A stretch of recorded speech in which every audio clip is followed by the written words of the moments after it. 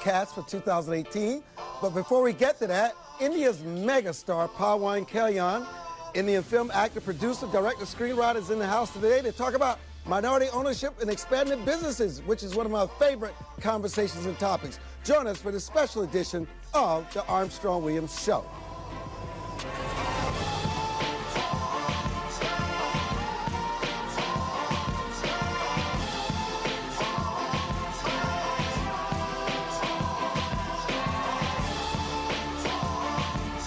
Welcome, my guest, Pawan. Welcome to the Armstrong-Williams Show. Thank you. And tell us, and you were the Speaker of the House. Yes, I was the Speaker of the House. In India. Mm-hmm. Man. One of the largest states in India, Andhra Pradesh.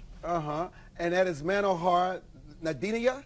Nadendla. You know, I do find it fascinating when the intersection between politics, entertainment, and business. You guys are here on a trade mission. Yeah. India was one of the largest economies in the world, but it also has a lot of poverty. And obviously, for you, Pawan, seeing this poverty for so long, you wanted to do something, and you've probably figured out that the best vehicle is through entrepreneurship and through trade missions. And somehow you guys came up with this idea to engage in a partnership with one of the largest minority business suppliers here in the United States. And I think it's just fantastic. Tell our audience about why you're in the United States. I mean, you're a megastar, and obviously you're giving your credibility and your brand to the significance of this project. Why is this project so important? Before saying about that, the reason why what made me to come into politics is after making money, because right from day one. You can look at me. Okay, right from day one, it was not about making money for me. I wanted to serve the nation. I want to serve the needy and the most neglected communities. So actually that's what catapulted me into politics, to set up the party. And now to come to US, and we have a lot of neglected communities and downtrodden communities, so we do understand here what exactly the issue is. So that's what made us to be here, to reach out about, what do you call them? The minority. The minority. The Minority Business Advocacy Organization here in the United States. And just how do you plan to change these lives? We're looking at, to understand the practices, what they're doing it here, and how could we help each other back in the same neglected communities that back there in India.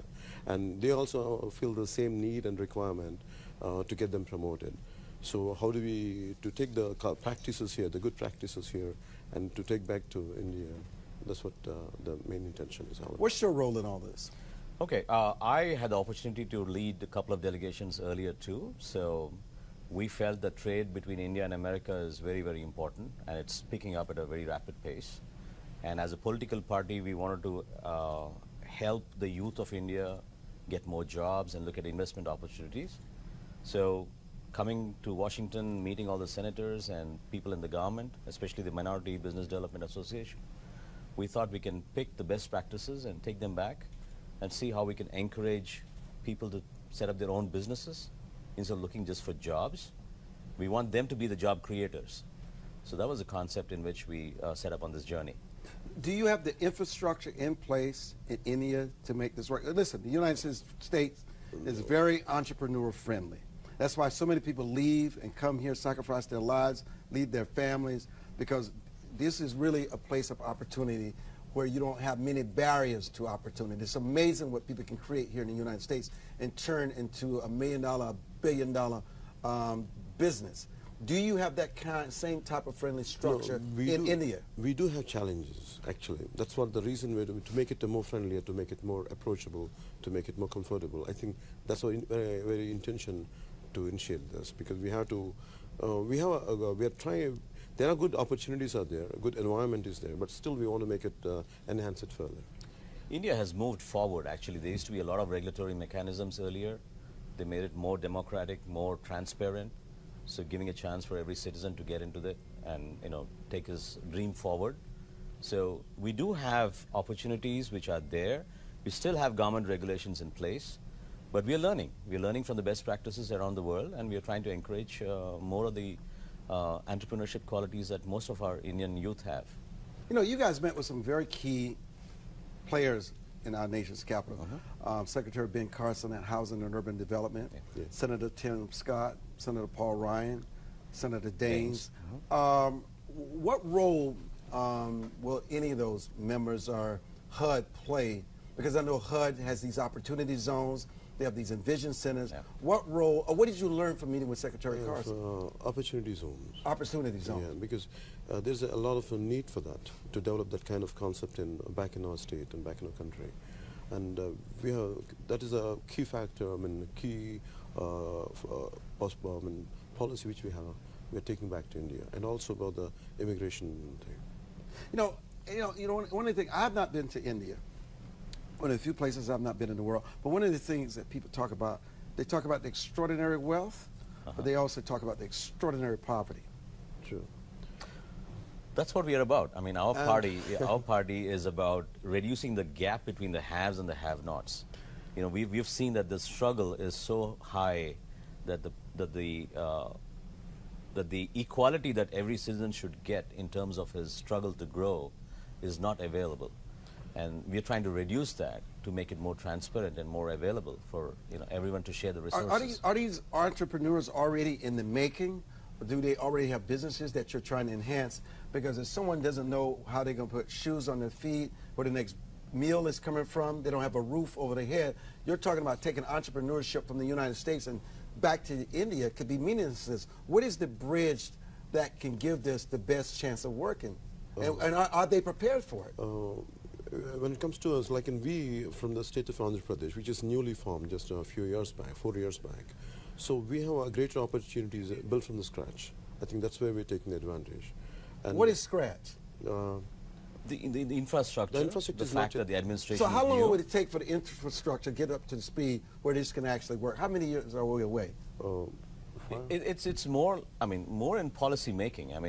The state was already existing, but it was divided 4 years ago. I get that, but how far away before you can have meaningful?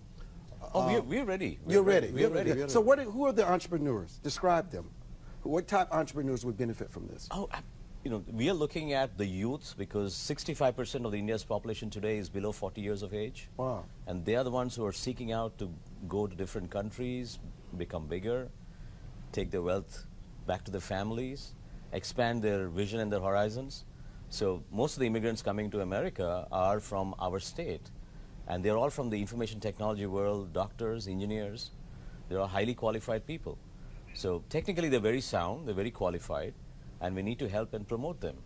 So we are trying to provide a platform where there is skill building and also hand holding. The purpose of the trade mission is to take the best practices and make sure that they are taken back to India and make them understand that these possibilities or ideas are available in America, and they can also come back, and investment can come in both ways. Why is it that India is so successful at producing people in the areas of STEM, the science, technology, engineering, and math? I got someone who works for us, John Keys, one of our executives, and even when he has his platforms built, they're built in India. And it's all this space time. And I asked myself, why don't you use Americans to do this? And everyone says India does it the best. What makes India so special in this specialized area? It is about the culture itself is such. We have oral traditions, it's called Vedas. I think that enhanced a lot of, it is there in the DNA. Certain classes are there who are very good in mathematics. And I think that's what made them to excel in all this kind of technology. So have you given up on the movies and entertainment? Is this what you're going to do full time? Yes, I do.